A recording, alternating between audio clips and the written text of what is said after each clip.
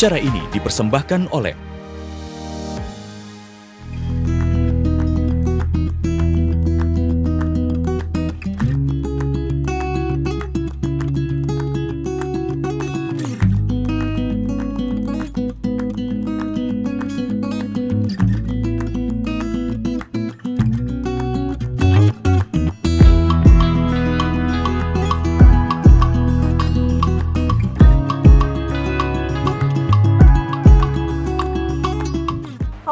pemirsa, berjumpa lagi bersama saya, Kome Aprilia.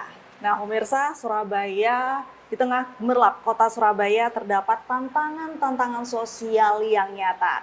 Pertimbangan ekonomi, masalah infrastruktur, dan kemiskinan masih menjadi isu yang harus segera diatasi.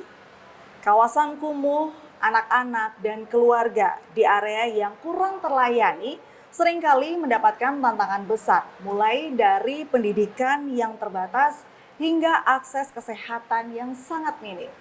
Hal ini membutuhkan perhatian khusus, terutamanya bagi wakil rakyat Kota Surabaya. Dan saat ini saya sudah bersama dengan Bapak Johari Mustawan, selaku anggota DPRD Kota Surabaya. Selamat pagi, Bapak. Selamat pagi, Assalamualaikum warahmatullahi wabarakatuh. Ya. Baik, Bapak. Ini kita melihat Surabaya secara garis besar dulu ya, Pak. Ya. Menurut Bapak, saat ini keadaan Surabaya ini seperti apa sih, Pak? Secara garis besar aja. Baik, jadi Surabaya itu sebuah kota yang sangat strategis dalam mengembangkan dunia usaha, baik itu perdagangan, perindustrian, jasa, dan juga faktor-faktor lain yang bisa membuat Surabaya itu menjadi sebuah kota yang diperhitungkan di tingkat internasional. Lokasinya juga yang memiliki laut yang cukup luas, kemudian dataran pantai, kemudian daratan yang mungkin bisa hampir dikatakan setengahnya negara Singapura. Baik. Ini memberikan sebuah peluang buat Surabaya itu bisa setara dengan kota-kota yang ada di dunia. Tentunya kota yang bisa maju itu adalah kota yang ditunjang oleh indeks pembangunan manusia yang tinggi. Kemudian kesenjangan yang tidak terlalu timpang.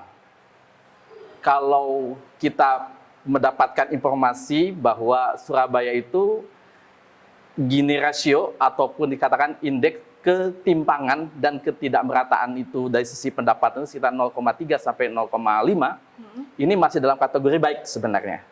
Tetapi problem-problem yang sifatnya itu angka pengangguran yang masih di atas 4%, ya, walaupun memang ada penurunan dari 5 tahun terakhir dari 7% ke 4%, ini sebenarnya sudah bagus, tetapi yang 4% itu tetap menjadi sebuah perhatian yang harus serius dilakukan oleh pemerintah Kota Surabaya.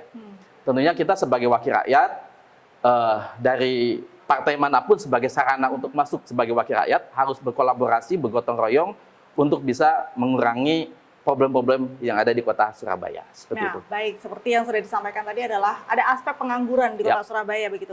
Sejauh mana masalah pengangguran ini mempengaruhi masyarakat Surabaya dan apa solusi yang sudah diterapkan untuk mengatasi masalah ini? Minimal pengangguran tidak bertambah saja. Oke. Jadi sebenarnya pengangguran itu adalah dampak dari sebuah peristiwa yang ada di Kota Surabaya. Sama kalau kita sakit, misalkan batuk pilek itu bukan sakitnya, itu adalah simptom gejala yang keluar daripada sakit yang disebabkan di organ-organ tubuh yang ada dalam diri manusia. Contoh misalkan, bagaimana wilayah Kota Surabaya yang sebenarnya memiliki potensi yang cukup bagus dari sisi peningkatan usaha dan bisnis, ini akan menjadi sulit kalau misalkan kebijakannya agak sulit misalkan di pemerintah Kota Surabaya. Nah, sehingga investor-investor yang ingin mengembangkan bisnisnya itu membuat sulit untuk masuk Kota Surabaya. Nah, ini akan menjadi sebuah problematika tersendiri. Nah, oleh karena itu, pemerintah Kota Surabaya agar lebih mudah memberikan sebuah perizinan usaha, baik untuk dalam negeri, luar negeri, bahkan juga kalau bisa Surabaya juga bisa memiliki atau mengelola badan-badan usaha milik daerahnya dengan berupa BLUD, Badan Layanan Umum Daerah, seperti misalkan rumah sakit, atau juga bisa menggunakan bagaimana PAD-nya ditingkat dengan sebuah bisnis yang cukup besar potensinya di Kota Surabaya ini. Sehingga lapangan kerja menjadi semakin luas. Baik itu sektor swasta, sektor pemerintah, kemudian juga tingkat ekonomi semakin tinggi. Nah, ini akan membuat pengangguran otomatis akan semakin menurun. Karena bagaimana pengangguran bisa menurun kalau seandainya lapangan kerja semakin sedikit. Kemudian bisnis-bisnis tidak bertumbuh, ekonomi tidak bertumbuh seperti itu.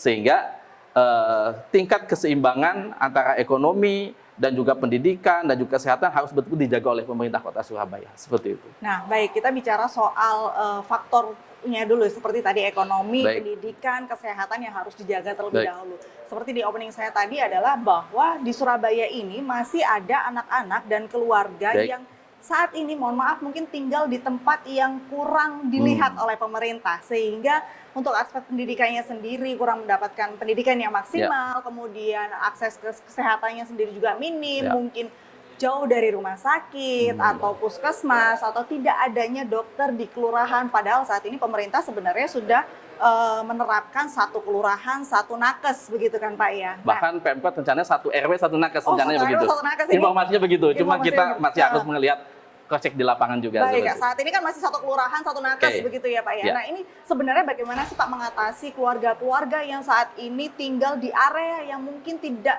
atau kurang diperhatikan oleh pemerintah di Surabaya pinggiran gitu misalnya? Betul, betul. Jadi kawasan periferal dan hinterland yang kita kenal di kota metropolis seperti Surabaya ini memang perlu menjadi perhatian utama dari pemerintah Kota Surabaya.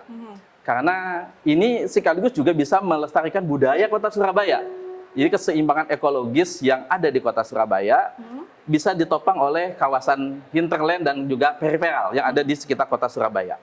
Nah, sehingga perumahan-perumahan baik itu kawasan inti atau pusat kota maupun kawasan hinterland ataupun kawasan periferal ini menjadi sebuah perhatian serius daripada pemerintah Kota Surabaya. Sehingga pembangunan, kemudian termasuk Rutilahu, ya, program rumah tinggal layak huni yang dibangun oleh pemerintah Kota Surabaya menjadi sebuah prioritas. Nah, dimulai dari mana? Dimulai daripada jumlah angka kemiskinan yang saat ini kurang lebih sekitar 4,65%. Kalau nggak salah seperti itu yang kita dapatkan informasi daripada LPJ Wali Kota Surabaya. Ini sudah harus kita definisikan. Katakanlah kurang lebih sekitar 4,65% itu sekitar 130-140 ribu itu berapa yang benar ekstrem miskin. Nah, juga harus dipetakan juga bahwa jumlah yang miskin itu berapa lama dia tinggal di Kota Surabaya. Jangan sampai terus orang datang ke Surabaya malah menambah angka kemiskinan. Karena bukan menambah lapangan kerja, tetapi yang datang adalah malah menambah angka kemiskinannya dari Kota Surabaya. Sehingga pemerintah harus membuat sebuah kebijakan prioritas terhadap warga Surabaya yang sudah bertempat tinggal sekian tahun misalkan. Yang dari sisi pendapatan, dari sisi ekonomi masih sangat rendah. Nah, oleh karena itu kami dari wakil rakyat atau DPRD Kota Surabaya termasuk juga dari kampanye-kampanye yang mungkin sudah kita janjikan sebelumnya adalah bagaimana mengawal program pemerintah Kota Surabaya itu termasuk masalah rumah tinggal layak huni bagi pemerintah Kota Surabaya. Jangan sampai ada warga Kota Surabaya yang sudah tinggal cukup lama di Kota Surabaya, ber-KTP Surabaya, tidak memiliki tempat tinggal yang layak di Kota Surabaya ini, seperti itu. Nah, baik. Kalau tadi kan ini pemerintah sudah ada program rumah tinggal layak huni. Lalu kemudian apa tantangan utama dalam penyediaan akses pendidikan nih Pak, yang berkualitas untuk anak-anak di Surabaya? Karena kan pendidikan ini juga salah satu fondasi utama ya untuk mengurangi pengangguran. Bagaimana nantinya seorang anak ini bisa mendapatkan pekerjaan kalau ternyata pendidikannya sendiri juga masih kurang. Baru lulus SD, kemudian tidak bisa melanjutkan ke SMP karena orang tuanya tidak mampu atau tidak bisa nebus ijazah. Nah, permasalahan yang masih ada di kota besar nih Pak, ini gimana Pak? Ya, jadi memang sebenarnya kalau dilihat dari rata-rata lama sekolah, itu sudah cukup mendekati angka 12 tahun. Jadi kalau kemarin masih sedikit di bawah 10 atau hampir 11 tahun. Nah, sehingga ini harus dikejar dulu. Bagaimana angka harapan sekolah anak-anak itu sudah bisa minimal 12 tahun. Jadi SD, SMP, SMA itu harus dikejar. Jangan sampai ada anak dari warga Kota Surabaya yang kesulitan mendapatkan sekolah.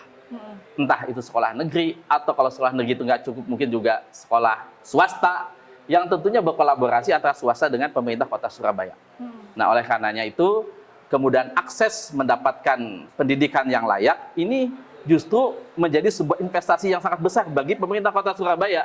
Karena apa? Untuk menjadi kota dunia yang sudah dicantumkan oleh rencana jangka panjang, rencana pembangunan jangka panjang oleh Kota Surabaya 2025-2045 ini bisa menjadi tercapai kalau seandainya pendidikannya sudah bisa tercapai untuk untuk warga Kota Surabaya. Minimal tadi 12 tahun, kalau bisa meningkat jadi S1 dan S2 dan seterusnya. Dipermudah aksesnya, dipermudah bahkan ditingkatkan lagi beasiswa bagi masyarakat Kota Surabaya yang diterima di perguruan tinggi tertentu di Kota Surabaya ataupun mungkin di Indonesia, bahkan tidak hanya di Kota Surabaya, bahkan dari sekolah di Bandung, di Jakarta kita biar, tapi mungkin syaratnya tolong kembali ke Surabaya untuk membangun Kota Surabaya, baru bisa menjadikan Kota Surabaya sebagai kota dunia seperti itu. Nah, ini juga salah satu informasi penting ya untuk pemerintah Kota Surabaya, bahwa sebenarnya pendidikan ini adalah salah satu fondasi yang bisa menjadikan Surabaya menjadi lebih baik lagi. Dan untuk teman-teman yang mungkin mendapatkan beasiswa dari pemerintah Kota Surabaya atau pemerintah Indonesia, bisa kembali lagi ke negara Indonesia agar bisa membangun kotanya menjadi lebih baik lagi, begitu kan ya Pak ya? Betul, tapi juga syaratnya ketika kembali ke Kota Surabaya diberikan penghargaan yang baik dari pemerintah Kota Surabaya. Karena selama ini mungkin yang balik ke Kota Surabaya hanya ya udah aja gitu ya. Jadi males gitu balik ke Surabaya. Nah, sebenarnya kan Surabaya ini, kita bicara soal anak dulu ya Pak ya. Surabaya ini kan baru saja mendapatkan penghargaan Kota Layak Anak Internasional. Nah, berarti Surabaya ini, anak-anak di Kota Surabaya ini sangat terlindungi begitu. Tapi faktanya sendiri di lapangan bagaimana Pak? Kalau di tahun lalu atau di awal tahun 2024 itu kan tindak kekerasan dan juga kejahatan terhadap anak ini masih tinggi.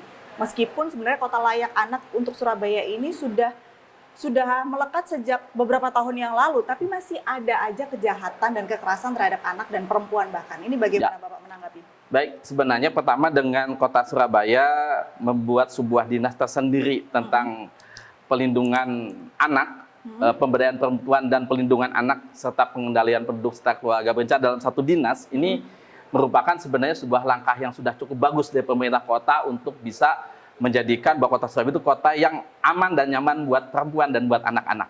Itu harus kita hargai lebih dulu.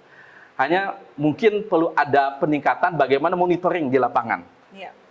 Berbasis kecamatan. Sama dari kesehatan sudah ada program tenaga kesehatan berbasis satu kelurahan. Nanti berbasis RW, katakanlah begitu. Itu pun harus diperhitungkan betul. Termasuk juga di puskesmas. Misalkan di puskesmas itu satu dokter berbanding dengan 5.000 penduduk. Itu harus betul-betul dipenuhi. Karena apa? Untuk mendapatkan layanan yang bagus tentang kesehatan. Waktu tunggu untuk mendapatkan layanan harus baik dan sebagainya. Kemudian pemerataan tadi, per RW tadi, itu juga apa? Dokterkah? Apakah perawatkah? Apa bidankah? Apa tenaga kesehatannya lain? Sama juga, anak-anak ini perlu dimonitoring berbasis tidak hanya kelurahan, bahkan berbasis RT. Bahkan karena apa? Karena kekerasan dalam rumah tangga itu bisa terjadi juga dalam rumah tangga anak-anak itu. Tidak hanya orang luar mengerasi anak-anak kita, tetapi juga anak-anak bisa terjadi kekerasan dalam rumah tangga. Nah, itu yang pertama di basis RT. Yang kedua juga kerjasama dengan para petugas keamanan, baik itu Linmas, mungkin juga Satpol PP, atau mungkin juga kepolisian seperti itu. Sehingga yang melakukan tindakan kekerasan terhadap anak-anak itu harus diberikan sebuah hukuman yang setimpal. Tidak hanya sekedar kurungan sekian hari dihitung, nggak apa-apa kok cuma sekian hari, cuma sekian minggu begitu. Ini harus ada sebuah kebijakan hukum di pemerintah Kota Surabaya tentang tindakan terhadap pelaku kekerasan terhadap anak-anak seperti itu. Termasuk juga anak-anak itu juga kadang-kadang dijadikan sebuah komoditas. Apa komoditas maksudnya itu? Waktunya dia itu adalah masa usia sekolah, tapi sudah disuruh bekerja. Sudah disuruh cari uang, orang tuanya malah tidak bekerja. Bahkan mohon maaf, ada judi online misalkan yang luar biasa besarnya begitu. Kadang-kadang anak-anak yang dijadikan sebuah komoditas oleh orang tuanya. Itu juga ada sebuah kekerasan pada anak-anak. Jadi kekerasan itu tidak hanya sekedar masalah ada kriminalitas, kekerasan fisik, termasuk kekerasan psikologis. Anak-anak yang harusnya sudah masa usia sekolah, bermain dengan teman-temannya dan sebagainya, bisa berkembang daya pikir, daya ingatnya. Tiba-tiba disuruh untuk melakukan yang sudah dilakukan oleh orang tuanya. Itu juga menjadi sebuah perhatian di Kota Surabaya. Intinya pelindungan hukum, monitoring dari DP3A, saat ini sudah ada misalkan sekolah lanjut usia, tangguh dan sebagainya. Kemarin ada bagus sekolah orang tua hebat. Iya, betul. Nah, sekolah orang tua hebat ini harus diberdayakan dengan anggaran APBD yang cukup. Kemarin kami dari fraksi kami menyampaikan bagaimana ketika dia juga di badan anggaran agar betul-betul memperhatikan berkaitan dengan pelindungan terhadap anak-anak. Nah, oleh karena ini Semoga nanti Surabaya semakin menjadi kota yang ramah anak, dan juga investasi 2045 anak-anak itu pasti nanti akan menjadi sudah dewasa. 2045 20 tahun kemudian anak-anak itu sudah menjadi tenaga SDM yang unggul yang berkompetisi dengan tidak hanya di Indonesia, kota-kota dunia. Padahal sekarang aja kita lihat indeks pembangunan manusia se-Jawa Timur aja kota Surabaya belum nomor 1, masih nomor 2. Pertama adalah kota Malang, kedua adalah kota Surabaya. Nah, di Jawa Timur aja kita nomor 1, di Indonesia harus nomor 1, baru kita bisa menjadi Surabaya kota dunia, seperti itu. Mulai daripada apa? Anak-anaknya, pemberdayaan perempuan, dan juga orang tua, ayah-ayahnya adalah orang tua yang bisa memberikan kontribusi terbaik buat pembangunan kota Surabaya dengan tidak menganggur tentunya, seperti itu. Bisa dengan meningkatkan wirausaha, UMKM bisa digerakkan. Nah, UMKM yang berbasis apa? Berbasis kepada pengembangan wirausaha bagi penduduk kota Surabaya. Saya kira itu. Baik, kita membahas sedikit tentang sekolah orang tua hebat yang baru saja dilaksanakan oleh pemerintah kota, dan bahkan orang tua ini melakukan wisuda begitu kan Pak, betul, ya, di Balai Kota sekali. Surabaya beberapa waktu yang lalu. Ini sebenarnya tujuan dari sekolah orang tua hebat ini apa? Kemudian apakah setelah mereka orang tua yang sudah lulus ini akan ya sudah aja lulus, atau akan ada pembinaan lagi lebih lanjut begitu Pak? Ya, pertama kalau saya lihat di lapangan, tentunya dengan berbagai kelebihan ya, saya akan lihat di sisi kekurangannya, bahwa sekolah orang tua hebat rata-rata diikuti oleh ibu-ibu. Iya, betul. Bapak-bapaknya nggak ikut. Iya. Padahal pemegang kebijakan dalam rumah tangga itu adalah juga sebagian besar adalah bapak-bapak. Nah, ini yang harus jadi perhatian, bagaimana sekolah orang tua hebat itu bisa diikuti oleh bapak-bapak juga. Nah, sehingga ibu-ibunya ikut, bapak-bapaknya juga ikut. Sehingga dengan kolaborasi antara bapak-bapak dan ibu-ibu itu, karena Allah bagaimanapun sebuah negara yang kuat dengan fondasi yang kuat dimulai daripada keluarga yang kuat. Kerjasama antara suami, dan istri, dan menghasilkan anak-anak yang memang memiliki kontribusi terbaik dengan pendidikan yang baik, kesehatan baik, gizi yang baik tentunya. Dan stuntingnya sudah mulai turun, sudah cukup bagus ya, Surabaya termasuk cukup bagus masalah penanganan stunting. Tetapi jangan lupa bahwa stunting itu tidak hanya sekedar disebabkan oleh gizi yang buruk, juga oleh penyakit-penyakit infeksi lainnya yang tentunya kolaborasi dengan bidang dinas kesehatan seperti itu. Nah, oleh karenanya sekolah orang tua hebat ini harus diikuti oleh bapak-bapak juga. Kemudian yang kedua, setelah wisuda kalau bisa ada penghargaan bagi yang sudah mengikuti ya. Penghargaan itu tidak harus dalam berupa uang, misalkan diberikan sebuah beasiswa buat anak-anaknya, misalkan gitu. Oh, sudah ikut nih, berarti orang tuanya konsen. Anak-anaknya kasih beasiswa, entah pemuda tangguh atau beasiswa untuk ke perguruan tinggi, atau mungkin hal yang lebih besar lagi, sehingga orang tuh termotivasi untuk ikut sekolah orang tua hebat. Saat ini kan kadang-kadang mohon maaf agak sedikit dipaksa oleh RT-nya gitu kan, oleh RW-nya, oleh penggerak PKK ya, bukan tidak semua ya, tapi ada yang masih seperti itu, hanya sekedar demi tegaknya program ini. Program ini memang di awal harus dipaksa, tetapi lama-kelamaan ketika setelah dipaksa menjadi sebuah kebutuhan dan kebiasaan yang baik di tengah masyarakat kota Surabaya, saya kira. Baik, kalau tadi dibahas bahwa sekolah orang tua hebat ini hanya diikuti oleh ibu-ibunya saja. Sebagian besar ya. Sebagian besar begitu ya Pak. Mungkin ini juga sebenarnya faktor utamanya kenapa bapak-bapak tidak mengikuti, karena memang sekolahnya ini diadakan di jam kerja begitu Pak. Iya kan Pak ya, kalau yang saya tahu kan ini ibu-ibu sekolahnya di saat jam kerja, bahkan di saat anak-anaknya sekolah, oh ibu-ibunya nganggur, ya udah ibu-ibunya ikut di sekolah orang tua hebat. Tapi kan bapaknya lagi kerja. Gitu. Ini mungkin bisa menjadi salah satu masukan juga untuk pemerintah kota Surabaya, bahwa sebenarnya sekolah orang tua hebat yang menjadi orang tua itu tidak hanya ibunya saja, tapi bapaknya juga. Jadi mungkin bisa menyediakan waktu untuk bapak-bapak ini bisa mengikuti sekolah orang tua hebat di luar jam kerja bapak-bapak yang semestinya. Ibu-ibunya mungkin nganggur di rumah, tapi kan bapaknya lagi kerja, gitu ya Pak ya. Betul sekali. Salah satu masukan untuk pemerintah kota Surabaya dan bagi ibu-ibu yang sudah mengikuti sekolah orang tua hebat yang kemarin sudah diwisuda, semoga semua ilmu yang telah didapatkan ini bisa tersalurkan dengan baik ke anak-anak begitu ya Pak ya.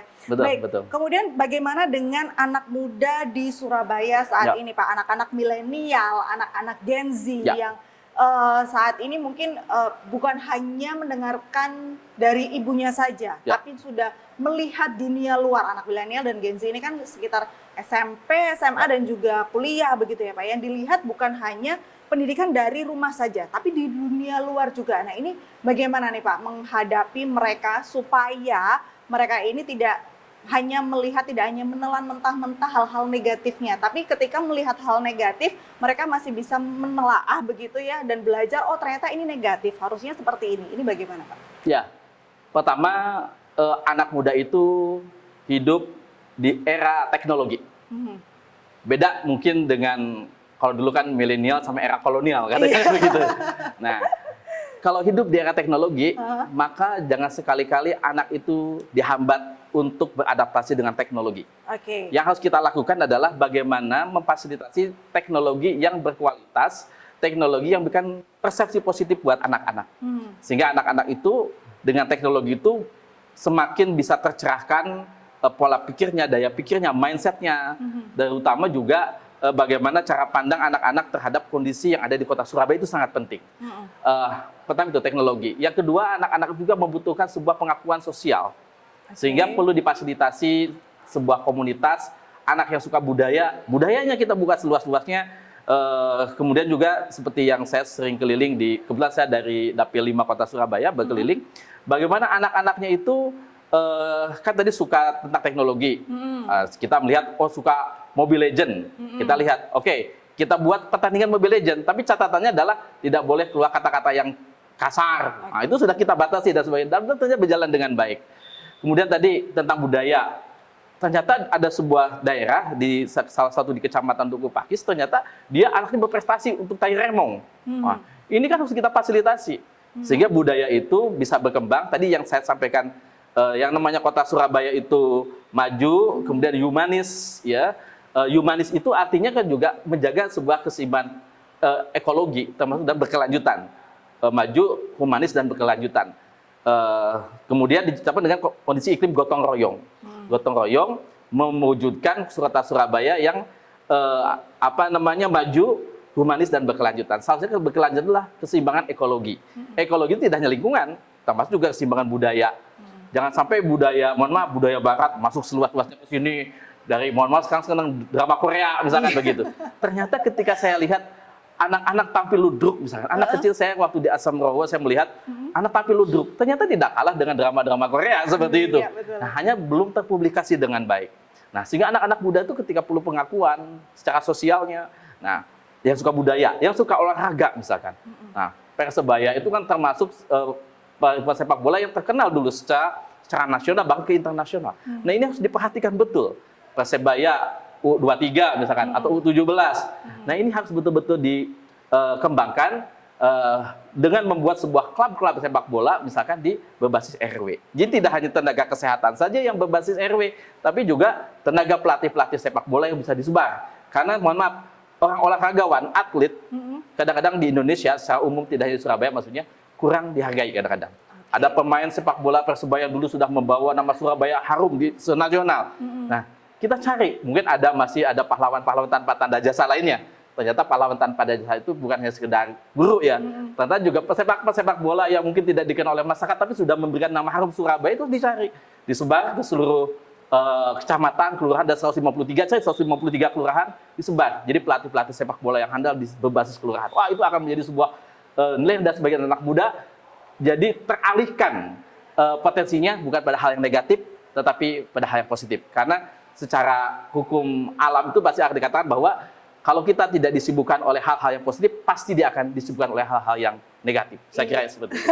Betul sekali. Ya. Nah, apalagi kan sekarang ini dunia digital ya Pak ya. Anak-anak sangat senang sekali dengan dunia digital dan otomatis orang tuanya juga harus belajar dan mengikuti perkembangan digital saat ini. Karena kita sebagai orang tua juga pasti harus mengontrol gimana caranya supaya anak-anak ini tidak hanya melihat digital ini dalam sisi negatif, karena kalau kita bicara soal digital, hal-hal negatif itu sangat mudah disebarluaskan, begitu ya Pak ya. Nah, ini juga salah satu peringatan ya untuk orang tua di Kota Surabaya supaya lebih maju lagi, lebih terbuka lagi dengan perkembangan digital saat ini, dan juga masukan untuk pemerintah Kota Surabaya agar bisa mewadahi apa minat dan bakat anak-anak di Kota Surabaya, karena anak-anak milenial dan Gen Z ini butuh untuk diapresiasi, begitu ya Pak ya. Betul. Termasuk ruang-ruang publik ya, untuk misalkan wifi gratis, misalkan itu dengan catatan nanti dipantau terus gitu kan, sehingga dia mengakses situs-situs yang memang bermanfaat, situs-situs yang positif, dan juga diperbanyak situs-situs yang mengenalkan tentang kota Surabaya, tentang budayanya, tentang perdagangannya, tentang pendidikannya dan sebagainya. Saya kira itu akan bisa mengembangkan potensi anak muda yang ada di kota Surabaya. Termasuk organisasi-organisasi anak muda yang jumlahnya ada sekitar mungkin 50-an lebih ya, itu diberdayakan lagi dengan Karang Tarunanya, dan juga organisasi kepemudaan yang lainnya, saya kira itu. Baik, ini kan berarti kita bicara tentang pihak ketiga ya, tidak hanya masyarakat dan juga pemerintah, tapi juga ada organisasi, LSM dan lain sebagainya. Lalu kemudian bagaimana peran dan dampak komunitas lokal dan LSM dalam mengatasi isu sosial di Surabaya dalam garis besar nih Pak? Bagaimana peran mereka seharusnya? Ya, salah satu visi kota Surabaya adalah humanis. Humanis adalah lingkungan yang inklusif, yang melibatkan seluruh kalangan masyarakat yang ada di kota Surabaya. Baik itu dia adalah LSM, pemerhati-pemerhati sosial, pemerhati-pemerhati pendidikan dan sebagainya. Itu harus kita libatkan. Nah, itu kita jadikan sebuah masukan untuk dibahas dalam sebuah legislasi kota Surabaya. Kemudian disampaikan kepada pemerintah kota bahwa ada masukan-masukan aspirasi dari masyarakat tentang hal-hal berkaitan dengan pengembangan kota Surabaya, seperti itu. Dari LSM, entah dari organisasi-organisasi yang saya kira bisa membangun kota Surabaya. Karena kita harus menyadari bahwa Surabaya itu tidak bisa dibangun dengan satu kelompok orang, tidak bisa. Dia harus berbagai kelompok, berbagai organisasi, berbagai partai politik gitu yang saat ini juga sedang kita membahas nih calon pemimpin kota Surabaya ke depan kan 2024-2029. Nah, ini juga tidak terlepas daripada bagaimana masukan-masukan dari seluruh komponen komunitas LSM, juga komunitas organisasi yang ada di kota Surabaya. Contohnya apa? Kita melakukan hearing. Kita kalau reses itu tidak hanya berbasis teritori aja, juga berbasis tentang komunitas. Kita undang LSM yang ada di kota Surabaya, kita minta masukan-masukan tentang pembangunan kota Surabaya, mengentaskan kemiskinan, masalah-masalah sosial. Saya yakin itu akan memberikan sebuah pemerataan aspirasi dari seluruh komunitas yang ada di kota Surabaya. Sehingga Surabaya itu akan maju sebagai kota yang humanis itu tadi, yang sangat memperhatikan aspirasi-aspirasi yang ada di kota Surabaya, saya kira. Baik, terima kasih Bapak atas waktunya. Masya Allah, ini banyak banget masukan ya Pak ya, untuk anak-anak, untuk orang tua, juga untuk pemerintah kota Surabaya. Semoga nanti ke depannya Surabaya ini bisa menjadi lebih baik lagi ya Pak ya. Dan masukan buat teman-teman anggota Dewan, mari kita wujudkan menjadi mitra pemerintah kota Surabaya dan mewujudkan pembangunan kota Surabaya yang berkelanjutan. Kita sama-sama membuat sebuah visi yang besar tentang kota Surabaya, sehingga mari kita bersatu berlima puluh untuk membersamai Pemkot dalam membangun kota Surabaya yang maju, humanis dan berkelanjutan. Saya kira itu. Baik, terima kasih Bapak. Baik pemirsa, itulah tadi pembicaraan saya dengan Bapak Johari Mustawan, anggota DPRD Kota Surabaya. Dan untuk mengatasi masalah sosial di Surabaya merupakan upaya bersama dari pemerintah, masyarakat, kemudian juga sektor-sektor yang terkait. Dengan sinergi yang baik dan komitmen yang kuat dari semua pihak, kita berharap Surabaya dapat bergerak menuju masa depan yang lebih inklusif dan sejahtera. Baik, terima kasih Bapak. Terima kasih. Dan saya Komia Aprilia pamit undur diri. Wassalamualaikum warahmatullahi wabarakatuh. Sampai jumpa.